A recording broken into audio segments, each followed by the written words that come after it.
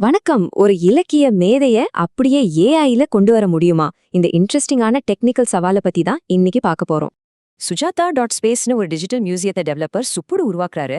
ஆனா சுஜாதாவோட அந்த யூனிக் ஹியூமரை ஏஐயால எப்படி கொண்டு வர முடியும்? இத புரிஞ்சுக்க டேட்டா, ஹியூமர், ப்ரிடிக்ஷன் அப்புறம் QAன்னு ஒரு 4 ஸ்டெப்ஸா இந்த டெக்னிக்கல் இவாலுவேஷனை நம்ம பிரிச்சு பார்க்கலாம். மொதல் ஸ்டெப் டேட்டா கலெக்ஷன். ஒரு ஏஐ மாடலுக்கு ட்ரைனிங் கொடுக்க ஒரிஜினல் சோர்ஸ் டேட்டா ரொம்ப ரொம்ப முக்கியம் இல்லையா?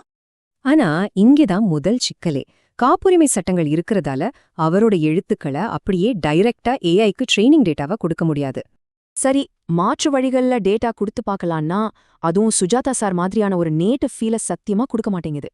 அடுத்து 2வது ஸ்டெப், அவரோட அந்த விட், அதாவது தனித்துவமான நகைச்சுவை நடைய கம்ப்யூட்டரால ப்ராசஸ் பண்றது ரொம்பவே கஷ்டமான விஷயம். ஒரு சாதாரண ஏஐ அவுட்புட்டுக்கும் சுஜாதாவோட அந்த 2 வரி மேஜிக்குக்கும் நடுவுல பாத்தீங்கன்னா ஏகப்பட்ட வித்தியாசம் இருக்குங்க. ஏன்னா ஒரு அற்புதமான மனித மூளையோட அந்த பெர்ஃபெக்ட் டைமிங்கையும் கேலியும் எந்த ஒரு அல்காரிதமாலையும் அப்படியே ரெப்ளிகேட் பண்ணவே முடியாது.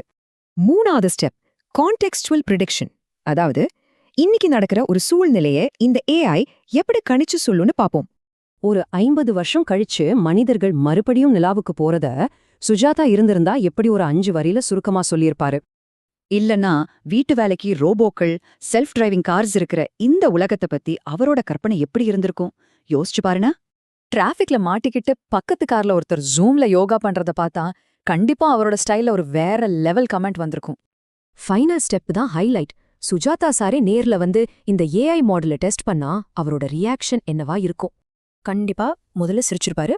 அப்புறம் அதோட டெக்னிக்கல் தப்புகளை எல்லாம் லிஸ்ட் போட்டு ரொம்ப கிண்டலா ஒரு ஆர்டிக்கலை எழுதியிருப்பாரு.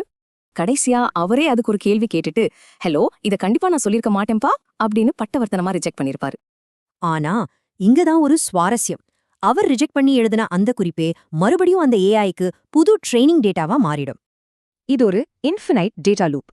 இந்த மாதிரியான ஒரு முரண்பாடான டெக்னாலஜி லூப்பை சுஜாதா சார் ரொம்பவே ரசிச்சிருப்பாருன்னு சுப்புடு சொல்றாரு.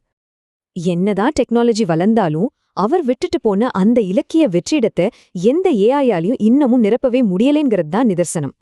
அதனால அந்த சீக்ரெட் கோட நம்ம கிராக் பண்ற வரைக்கும் அவரோட படைப்புகளை படிச்சுக்கிட்டே ஹாப்பி பர்த்டே வாத்தியாரேன்னு செலிப்ரேட் பண்ணுவோம். ஆனா இது நமக்கு ஒரு பெரிய கேள்வியை விடுது. ஒரு அல்கோரிதமால மனித மூளையோட அந்த மேஜிக்க உண்மையிலே ரெப்ளிகேட் பண்ண முடியுமா?